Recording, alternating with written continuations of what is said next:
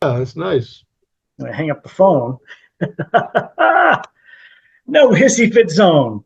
All right, Episode, what are we, 68, 9, 70? 69. 9. See if this microphone's working for you. Hello, hello. Oh, wait a minute, it's not plugged in. Let's try this one instead. You got to stay plugged in. They're both unplugged. Books, tapes, seminars, rallies. You got to stay plugged in. How are you, man? I am terrific. How are you? Awesome. How's the weather up there? As you can see, I am drawing out our set list for tonight. Oh, Boy, these wow. guys are busy. Nate Ramos Band, we're playing it Off the Rails in Worcester. It's a college country night. Oh, nice. And there are three bands, 8, 9, and 10. We're headlining, and we got a 12-song set list, and I was just writing it out. Wow. And we got an early loader. We're loading in at 3 in the afternoon, which means we'll get loaded in and set up, and then we'll leave and come back hours later, which is awesome. Luckily, it's close by. Did you guys finish the recording at the studio? Yeah, we did. We spent this crazy story. We spent last week, all week. I took a week off of work to stay in the studio Monday through Friday, and got 90% of it done. The guys were back yesterday for some, I imagine, some background vocals, harmonies, and a little bit of fairy dust, right? Yeah, I mean, it's a very small punch list left at this point. And the fun part for me, I mean, the drums get recorded first. And so on Monday, it was a long day, 11 hours, but I got all, I was going to say 10. It's a 10-song album. One of the songs is acoustic. So I got all 9 of my drum tracks done on that first day. It was quite the experience. I have been in the studio before, but I've only done live recording.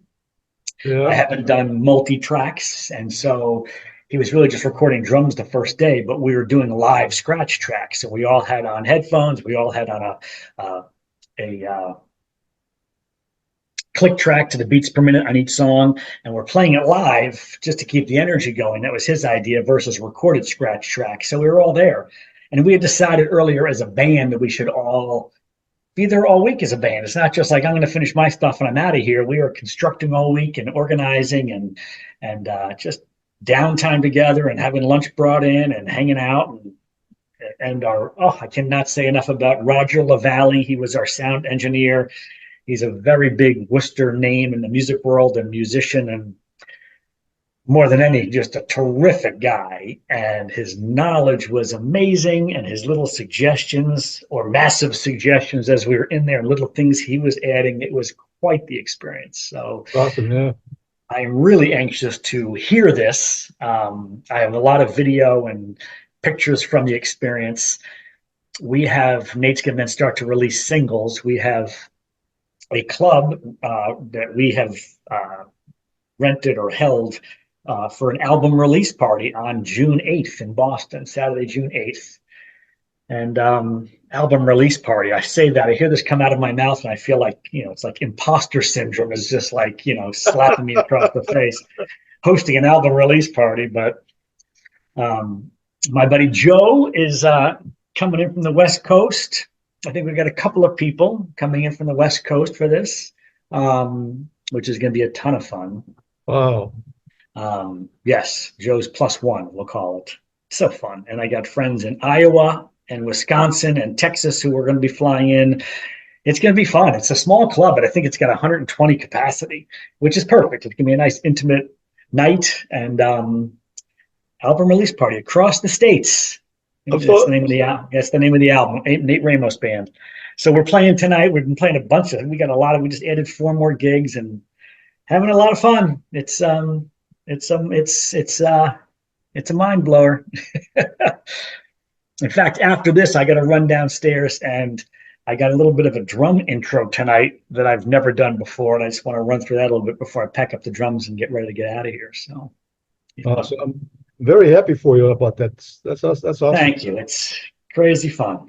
Oh, I got 3 seconds, and I have to do a sponsor thing. Oh, we're ready.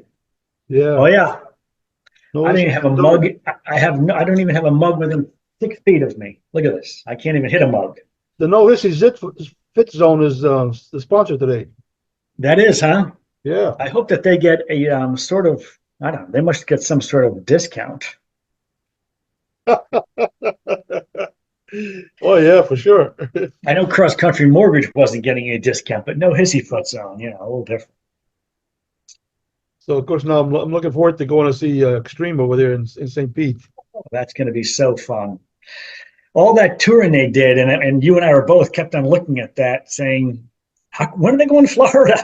they they finally added it on because I saw them back in August. That's how long it's been. Yeah, yeah. And boy, they're getting some notoriety with this album and all the stuff that's being written about. Nuno, wrote the solo of the year for us on Rise, the song Rise, and they're getting wow. It's exciting to see it. Did you see that he got a big award? I don't know how to say. He won some kind of an award Oh, in the Netherlands or somewhere. I didn't see that. Oh, it's freaking awesome. I don't know how. In the Netherlands. One, Wait, of- one of those countries. I forget, but somewhere up there. yeah, And he was the guy. yeah. He Amazing. is the guy. He is the guy. Wow. Wow, that's awesome. It's exciting. And so you got a couple of people going. You got a bunch of friends going with you, There's six of us all together. and And you're seeing them in St. Pete. Oh, that's that outdoor venue, right? In St. yeah, Petersburg? yeah. Nice. And he said, I got your tickets and your passes all done. Because one time he got upset because he didn't know that I used to go backstage every time he'd come down. But he didn't know that I was actually paying for my tickets. Oh, I bet he was upset. He says, "What are you doing that for?" I says, "Well, I really appreciate you giving me a pass to come see you and talk to you for a while. But I don't want you to pay for the tickets." He goes, "Nah, bullshit." He says, "From now on, you don't pay for the tickets." I said, I'm "Okay." sure he had some other choice words as well. Yeah, Because you're a good friend. Let's stop that. That's funny. he's funny sometimes. Really funny. That's so awesome. Yeah, so cool. Wow. Oh my goodness. Well, how are things in Florida? I hear it's been really cold down there. Well, not anymore. That was a Couple of weeks ago. I mean, cold is a relative term. Last week here was 9 degrees. So I know 40 is cold in Florida. sometimes people do stuff because they say like when we have a few days of colder weather, like it's in the 50s or something. Then they post something like somebody's at the beach with a jacket saying, "We survived the 2024 winter in Florida." 3 days in the 40s. That's funny. Yeah, it's funny. That is funny. It was really cold here. And then this past week, it warmed up, meaning 40s and a lot of rain. So we had a bunch of snow. All the snow was gone. A couple of nights ago, it was 44 degrees overnight, which is really unusual. And then it got into the 50s and everything melted, which is lovely. I have no problem with that. It feels actually, I was out to breakfast this morning with Lynn and we're driving. I go, hey, the parking lot still have a little bit of snow left of the big piles that got plowed into that corner. And I said, this feels like the beginning of spring because all the snow is going away and it's only January 27th. It's a little early to be thinking about early spring, but it's a nice reminder of what's coming. We really haven't had much winter. We had, one decent snowfall, and that's all gone, and we're back into the 30s and 40s. So, Cool. whatever. So this time we have two screens. I noticed that. I'm assuming it's getting recorded like this. Yeah. And for you viewers out there who know and love us, and we're grateful for you because we wouldn't be the No Hissy Fit Zone without you, thousands of viewers out there. Last episode, it was a back and forth screen. So whoever was talking, the screen would be on that person. If I recall, I did most of the talking. Sorry about that. Why? You're a better talker than I am. You're a good talker. But it was interesting to be watching it after the fact on YouTube and Yeah, yeah. seeing the screen go back and forth depending who was talking. It looks like now we're back to the other format. And I have We'd no like to idea. survey. We'd like to survey our viewers. Please let us know at our Gmail address which one of the formats you like better. But I have no idea what I did to make that happen. Oh, then maybe we shouldn't take a survey from our viewership No, listen, since it's out of our control. oh, the stupid guy from Florida did it one time. Now doesn't know how to do it again. The other Oh thing that's my not working goodness. anymore is my sound effect thing. Oh boy. It, We it, can't have that's not right. It didn't work for a This while. might Then one day, all of a sudden, it worked. Now it's not working again. I'm not sure what's going on. this might be the final episode of the new Hissy Zone because without the soundboard, we're nothing. Well, hold on, let me try. Boom. Oh, I can do it. All right. Yeah. Just push the screen and I'll go boom. We'll beatbox it. So what else is gone? What's going on? It's funny. I was in this music store the other day down in Natick. I actually bought my drums there a couple of years ago, my new drums. And they're a used music store called Music Go Round. I'm working on them being the next sponsor. And I always pop in if I'm nearby to see what's going on. They got a ton of drums and they have cymbals and all sorts of stuff. And kind of the last thing I was looking for, there was this. I've added a double bass drum kick pedal to my set just to work on double bass stuff for drum fills. And I've always been a single bass pedal player. So I'm working on becoming a double. So when you got a double pedal, you've got an extension of your bass drum pedal around the left side of your snare drum that sits next to the hi-hat pedal. Yeah. And it's a little cumbersome, and you got to kind of then straddle the hi-hat over it. And DW is a phenomenal name in drums and accessories. And my drums are DW drums. DW makes a great bass drum pedal. And DW has a double bass drum kick pedal, which is beautiful. So they had the double bass drum kick pedal connected to a hi-hat stand with a DW hi-hat pedal, all one piece. And I'm like, I'm not sure I explained that well, but I'm like, wow, this is nice. And typical me, I couldn't pull the trigger on this and spend the money and take it home. I looked at it, I'm like, wow, this is kind of cool. And I took a picture of it and I left. And an hour later, I'm like, how did I not just buy that? It was used, so it's a lot cheaper than retail. In fact, I don't even know what the retail price would be on that. But it was in great condition. Like it's got a little bit of dust, like it might have been 6 months old. And I came home, I was talking to Lynn about it. I talked to somebody else about it. I'm like, I got to go back and buy that. And then the next morning, she's like, I challenge you to buy that. You need that. You deserve it. And this was yesterday. And I had a pretty busy scheduled day. And I was thinking, well, maybe I had an appointment with a realtor yesterday afternoon. I'm like, can I get down to Natick and back? And so I went for it. Walked into the store. Now I'm all nervous that it's not there. Of course, it was there. I checked it all out again. I set it all up, paid for it, just in the living room as we speak. It's just fun, nice to get a new piece of gear that I really need. It's certainly not something that was just frivolous. It was like, this is going to be outstanding. Yeah. But it's funny the mental gymnastics I go through in making a purchase. Like, oh my God. So on the video I sent you did you get like a bunch of different emails about this podcast, or because No. I had 10 of them in my system. Oh wow. Anyway, Although I went this morning and checked, and I looked at the first one down. It said use this one, so perhaps deeper in my email inbox there could be a bunch of others. I didn't see them. So I don't know if I ever told you about this story, but probably have, because I'm how I am with stories. But I go to a Guitar Center or seminar sometimes just to go over there and walk around, and I know most of the people in there. And if there's a new employee that I haven't met yet, I'll grab one of those little small ukuleles. Yes. Have I told you that before? No. So I go up to this new guy and I say, "Hey, can I ask you a question, bro? I want you to be honest with me." So they say, "Sure." They think it's like something serious. And I take the ukulele like this and I say, "Does this thing make me look fat?" They never know what to do, right? And they say, "No, no." Say, "No, sir, no." But there was one guy that said, "Sir, you look fat, but it's not because of the ukulele. It's because of fat." I gave him a high five. I said, "You're the first one that's been honest on this thing." That's how you say we're going to be best friends. Good job. Wow, that's funny. Too much, huh? I just think it's funny the concept that Guitar Center would have a ukulele in there. Oh, they have them. And then at Sam Ash, which is a really big music store, Yeah. the receptionist, whatever you call her, she's when I sort of showed my pride and joy, she was like, "Oh my God, that's so beautiful. Where'd you get that?" So I gave him one, right? So now if I go in there and she knows somebody that is there, either a customer or that hasn't seen, she goes, "Hey, go ask that guy to show you a picture of his pride and joy." I say, "Huh? Go do it." And somebody come over, "Hey, I forget her name now, because they said for me to ask you to show you pride and joy." I says, "Oh, she's always bragging about that. I'll show it to you, but I'm not going to show it to everybody. They always laugh. It's so funny. Oh, that's beautiful. Oh, that's so Uh, funny. Pride and joy. wow. You have a Sam Ash music store down there? Yeah.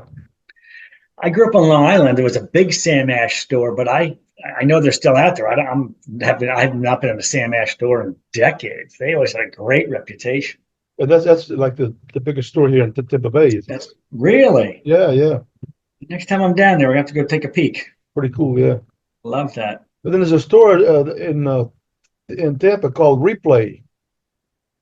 So it's a real nice music store, but they have everything is pretty much used stuff. That was like where I was yesterday. Yeah, nice. You know, when whatever you want, I mean, they know everything. Those guys are like amazing. I just love walking into. You never know what you're going to see. Like this double bass drum hi hat pedal. Like never knew. So you got to walk in. You got to see what's out there. Yeah, sometimes you go to one of those places and there's always one guy on the guitar like showing everybody off how good he is or whatever. Right. So I'll go over near him and listen to him for a while. And then when he takes it just like a 2 seconds or so to go be next to the song, I say, hey, listen, for your first day, you're doing really well. For your first day of playing, you're doing really well. And sometimes they think it's funny. Sometimes they're like, huh? It's like, you think I did this one day? There's a name for a song. There's a whole cool theme for a song. They're like the kid who's like the virtuoso in the guitar store showing off to everybody, but then doesn't play in a band or for some reason can't get along with it. I don't know. I'm making this up as we go, but maybe we call it like guitar store hang around or something like that. Interesting. So Guitar store junkie. I have a cousin that lives here in Clearwater, and her and her husband are supposed to go to the show, but her sister and parents are going to Madeira, which is a Portuguese island Yeah, yeah. off the coast of Africa. That's so she's going on vacation. So she goes, hey, so Leo, her husband, Leo has a friend that loves. He's a guitar player, and he loves Nuno. I mean, he's just crazy about Nuno. I'm not gonna be here because I'm gonna be going on vacation with my parents. All right. And it's just he can use my ticket and my pass. I said, absolutely. She goes, oh my God, he'll be so happy. Wow. Yeah, that's cool, isn't it? That is cool. Sharing the gift. Sharing a gift, I know. Sharing the gift. Oh, well, the construction here at the house is just about finally done. It's about We have time. I know, last year was all the inside kitchen, bath, all that stuff that got done. We've heard the stories of the porch being poured, the concrete porch, then the pillars, and oh my goodness. So finally, I had to get the house sided. Ooh. And I had a layer of vinyl siding that was nasty, and below that was that original clapboard shingle, and just layers of it. And I realized, I didn't know this, but I realized when we did the kitchen and bath renovation last year, and they down to the studs, we took the walls out, there was no insulation in this house, nothing. You take the sheetrock down, and you're looking at the back of the sheetrock on the other side, on the outside of the house.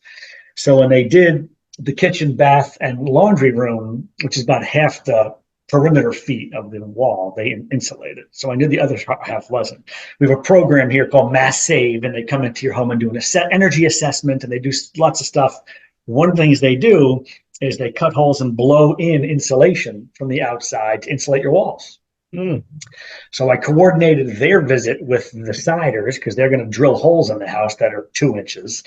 And every 16 inches where the bays are, there's a hole. And they do a nice job of gluing them back in place. But then the cider came, and we finished the siding this past week, and the dumpster went away, and it looks great. So Yeah, there's trash everywhere on the snow, and the guy's a friend of mine. He's like, listen, we're going to be coming back. We got to caulk the windows. We need certain temperature.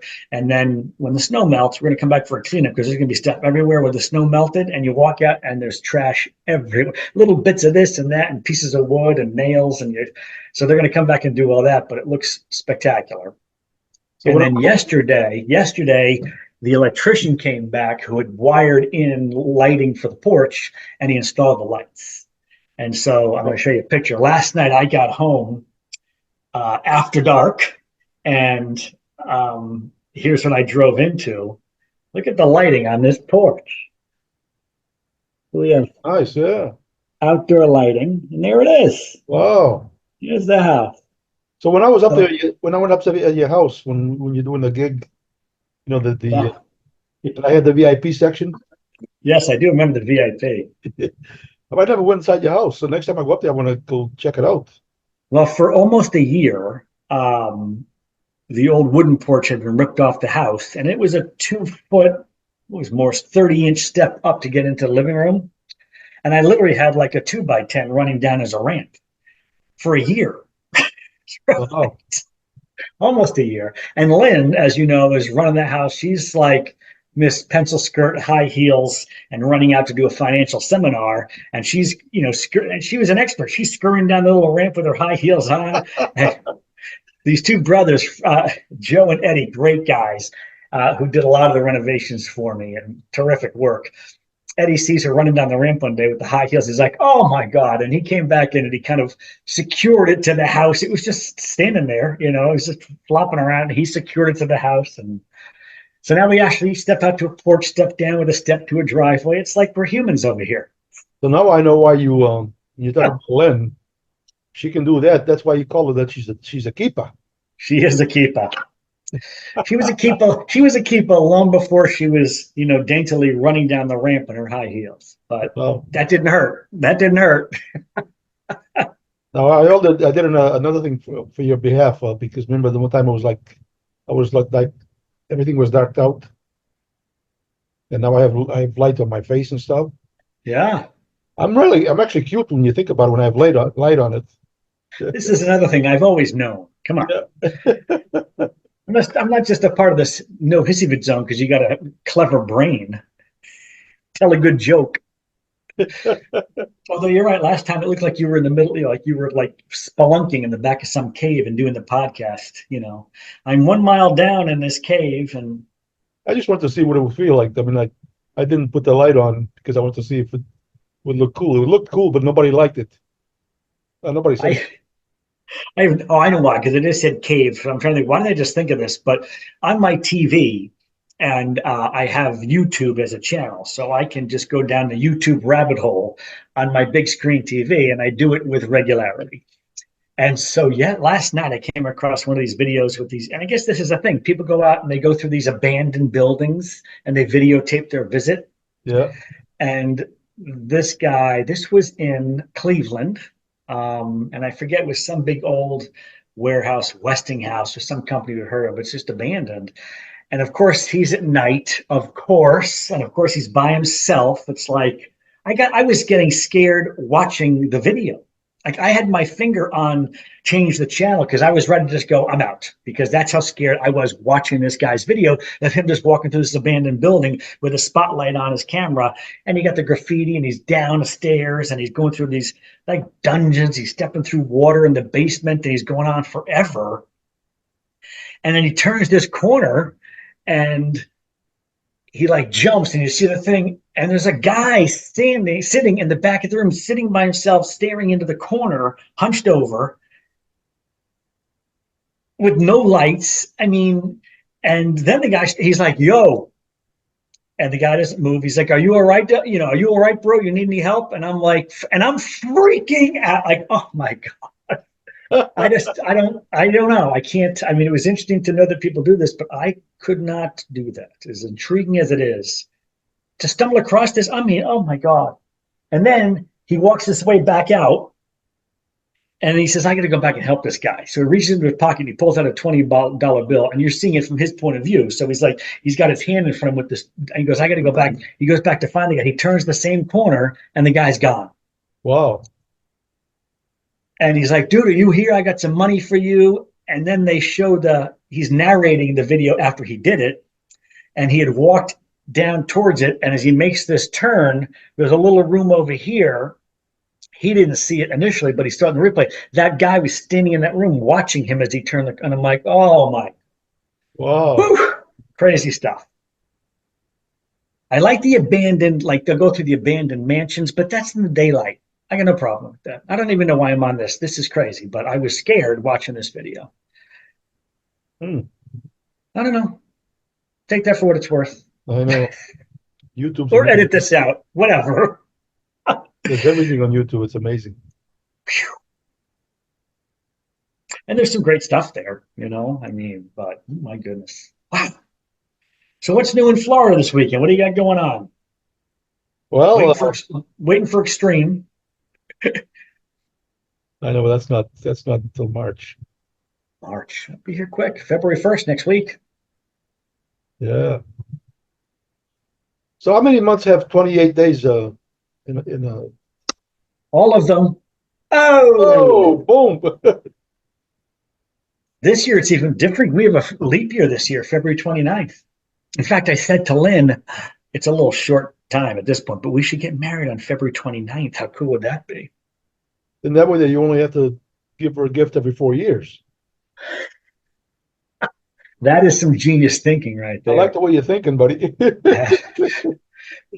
Happy anniversary So if you every do it, 4 years. if you do it on the 29th, then next year you say, hey, I didn't get anything. As well, we don't. There's no Hey, time this whoa, year. check your calendar. Check your calendar. 29th will be in 4 years again. How often we celebrate if we did it on February 30th? Wow. Oh boy, Well, that's funny. That is funny. I was watching a video last night. He's on tour also, and I thought this is so the first album was I was blown away. The second album just came out recently, and I haven't listened to it enough. I got to go back and do it again because initially it sounded pretty drum heavy to me, which as a drummer you think would not be a problem, but I got to go back and listen again. But Wolfgang Van Halen, Mammoth WVH is his oh, yeah, band, and he's on tour. And I saw there was a YouTube again last night. I watched a couple songs. The sound wasn't great on YouTube, but boy, the music on that first album was really good, intelligent rock music. It's none of it's predictable. He's doing some cool stuff. It's certainly hard rock, but there's something kind of special for me going on. And hearing that he was on tour, I'm like, I would go see him. That would be fun. so that's awesome. Wolfie. Um, that video that I sent you from the IPMA, which is International Portuguese Music Awards. Oh yeah, My cousin Fig, K Fig, that cousin. on the intro, he does a really good job. But he's a good drummer, man. Oh my goodness. Yeah. Yeah, yeah. He's. In fact, I have a friend of mine who I don't talk to. He lives down in Jersey. We talk once a year, that kind of friend, old business associate, great guy. And he just posted on Facebook a still photo of Living Color. And he said something about Living Color still killing it after all these years. And I go, well, if this is still happening, they must be warming up for Extreme. So he's probably seen Extreme. And then I think the next picture was that.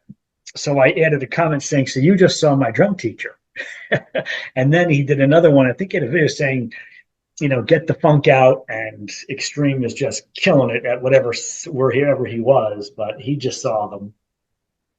So that was a nice story, but you know what the most important thing about the story was? You said That was a nice story. It's a nice story. nice story, but the thing that I got best thing out of that was you said you talk about once a year, right?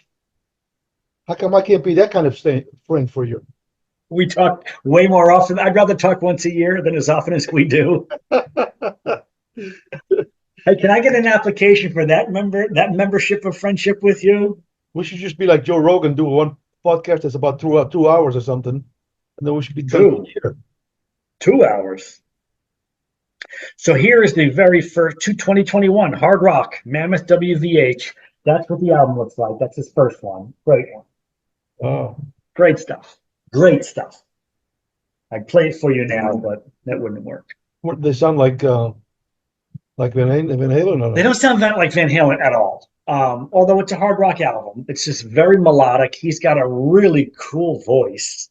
I think because I'm watching him on live, he's got a whole band. I think he does all the instruments in the studio. Like this is his project, and he puts together a band to tour. And I remember asking Barry, who bass player and still facing, man, the drummer on this is really good. I don't know who's playing drums. And he goes, well, his uncle is one of the better drummers in the world. And I'd forgotten, oh, of course, Alex Van Halen. But it didn't sound like him either. I think that Wolfie plays the drums himself. He's a hell of a drummer. But Wolf is not Eddie's son, is it? Yeah, it is. Wolfgang is Eddie's son. And so this is his band. And he played bass with Van Halen for some time, actually for a long time, longer than we think. Oh yeah. That's Yeah. And but this is his band. And I think he's playing drums on the studio stuff. And if he is, he's a spectacular drummer. It's definitely not Alex. In how come terms of Alex's how come Van beat. Halen is not touring anymore? I haven't seen Eddie Van Halen in a long while. In a while, he's not touring. Oh boy. Wow. Went there.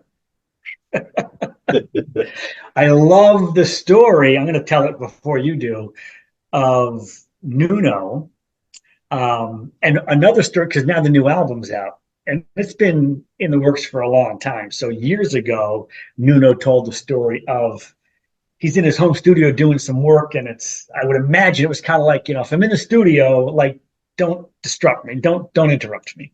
And, somebody comes in, there's somebody at the front door that wants to see you. And he's like, all right, he goes downstairs and it's Eddie Van Halen who just knocked on his door. Like, hey, what's up? Because I guess they live near each other. And he's like just catching up on the front step. I guess I didn't have time to come in. I'm sure, of course, he was invited in, but I don't think he came in. And he says, I'm working on this new album. And as Nuno tells the story, Eddie says, make sure it doesn't suck. And he left, and they're interviewing Nuno now on the other side of the album being out. And Nuno said, no, it was really kind of heartbreaking that I was not, looking back, I wasn't able to have him come in and hear any of what I was working on. So we didn't hear, but it turns out he was working on the Rise solo as Eddie knocked on his door, which is kind of crazy cool.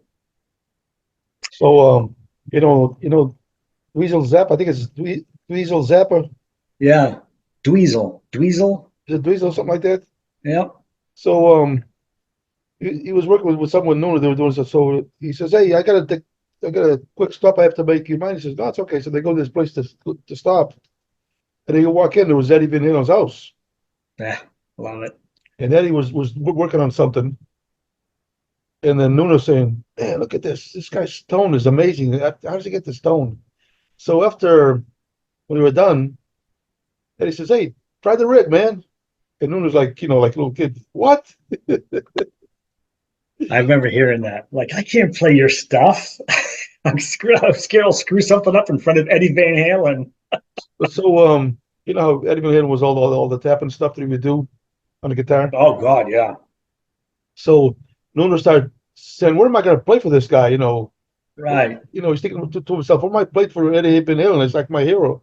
What am I supposed to do?" But then he starts doing some stuff, a little bit of his tapping the way he does it. And Eddie Van Halen said, "Hey, none of that silly stuff, man. None of that silly stuff." And the reason why he did that is because there was an interview that Nuno had done a while back, and somebody asked, you know, if Eddie Van Halen talked to me, he says, "Yeah, but like sometimes I do the tapping thing, but because of it, the way Eddie Van Halen does it, when I do it, I feel like Yeah. how do you say Imposter syndrome. There it is again. like silly or something." So he goes, and everybody say, "Hey, none of that silly stuff." That's what it was. None of that silly stuff. That's why he said that, was because Nuno had said that in the interview. Oh, I love it. Yeah. I thought he was going to say, hey, yeah, don't steal my stuff. No, he just said. Hey, I'm looking at the clock. Zoom's about to shut us down. You know what? Time flies and you're having fun. This is a good one. Yeah. We'll do another one next week, and I look forward to it. Awesome. Have a great day. We're back. We're back, man. The two-screen approach. I love it. Yeah, man. Enjoy the day, pal. I'll talk to you soon. All right, man. I love you. Take care. I love you too. See you.